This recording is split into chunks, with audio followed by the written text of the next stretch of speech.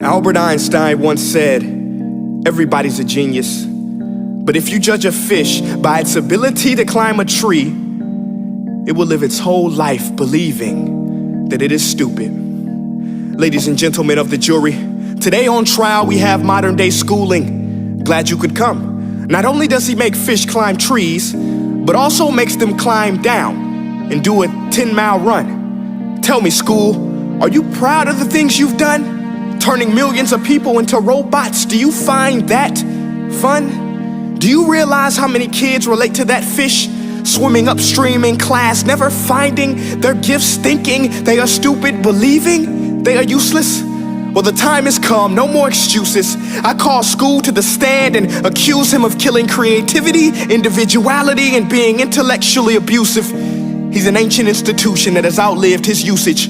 So, Your Honor, this concludes my opening statement, and if I may present the evidence of my case, I will prove it.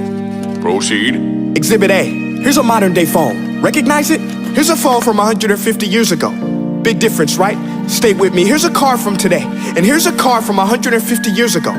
Big difference, right? Well, get this. Here's a classroom of today, and here's a class we used 150 years ago. Now ain't that a shame? In literally more than a century, nothing has changed.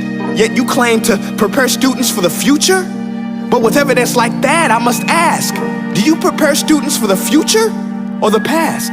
I did a background check on you and let the record show that you were made to train people to work in factories, which explains why you put students in straight rows, nice and neat, tell them sit still, raise your hand if you want to speak, give them a short break to eat, and for 8 hours a day, tell them what to think. Oh, and make them compete to get an A letter which determines product quality, hence grade A of meat. I get it. Back then, times were different. We all have a past. I myself am no Gandhi. But today, we don't need to make robot zombies. The world has progressed. And now we need people who think creatively, innovatively, critically, independently, with the ability to connect. See, every scientist will tell you that no two brains are the same. And every parent with 2 or more children will confirm that claim. So please explain why you treat students like cookie cutter frames or snapback hats, giving them this one-size-fits-all crap. Watch your language. Sorry, Your Honor, but if a doctor prescribed the exact same medicine to all of his patients, the results will be tragic. So many people would get sick, yet when it comes to school, this is exactly what happens. This educational malpractice, where one teacher stands in front of 20 kids, each one having different strengths, different needs, different gifts, different dreams, and you teach the same thing the same way? That's horrific. Ladies and gentlemen, the defendant should not be acquitted. This may be one of the worst criminal offenses ever to be committed. And let's mention the way you treat your employees. Objection. Overruled. I want to hear this. It's a shame. I mean, teachers have the most important job on the planet, yet they're underpaid? No wonder so many students are short-changed. Let's be honest, teachers should earn just as much as doctors, because a doctor can do heart surgery and save the life of a kid, but a great teacher can reach the heart of that kid and allow him to truly live. See, teachers are heroes that often get blamed, but they're not the problem. They work in a system without many options or rights. Curriculums are created by policymakers, most of which have never taught a day in their life. Just obsessed with standardized tests. They think bubbling in a multiple choice question will determine success. That's outlandish. In fact, these tests are too cruel to be used and should be abandoned, but don't take my word for it.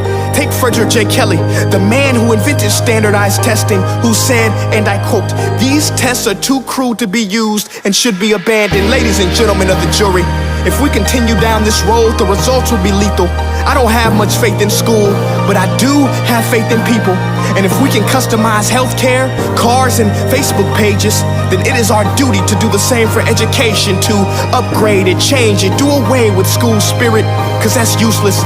Unless we're working to bring the spirit out of each and every student, that should be our task.